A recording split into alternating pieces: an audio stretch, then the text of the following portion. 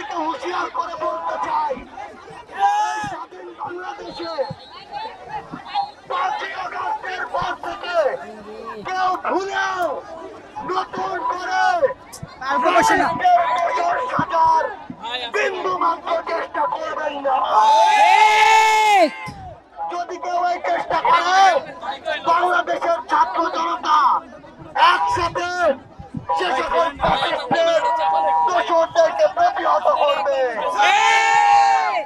আমরা স্পষ্ট করে বলে দিতে চাই, কোন চাঁদাবাজ, ক্ষমতার অপব্যবহারকারী, সিন্ডিকেট সদস্যের এই বাংলাদেশে আর স্থান হবে না।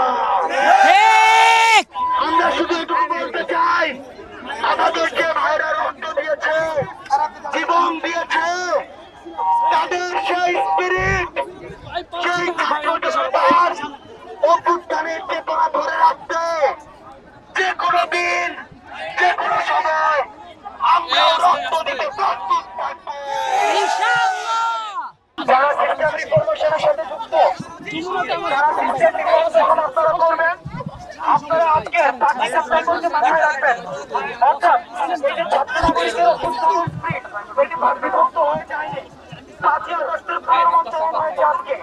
সুতরাং আপনারা যখনই সিস্টেম রিফরমেশন করবেন, তখনই হচ্ছে 5ই সেপ্টেম্বরকে মনে রাখবেন। যারা আবার পুনর্গঠিত হচ্ছিল, আমরা আপনাদেরকে বলছি, আপনারা এই 5ই সেপ্টেম্বরকে মনে রেখে আপনারা পরবর্তীতে সিদ্ধান্ত নেবেন। এই 5ই সেপ্টেম্বরের ছাত্রনগরের আপনাদেরকে ভাসিয়ে নিয়ে যাবে।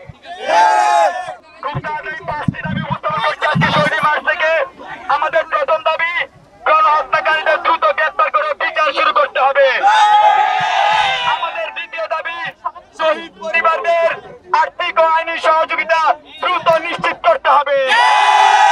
আমাদের তৃতীয় দাবি, প্রশাসনের দুর্নীতিবাজ ও ফ্যাসিস্টদের দোষরদের চিহ্নিত করে বিচারের আওতায় আনতে হবে। আমাদের চতুর্থ দাবি, গণভবনকে জুলাই স্মৃতি জাদুঘর ঘোষণা করতে হবে। আমাদের সর্বশেষ এবং পঞ্চম দাবিটি হচ্ছে, রাষ্ট্র পুনর্গঠনের রূপরেখ দ্রুত সময়ের মধ্যে ঘোষণা করতে হবে।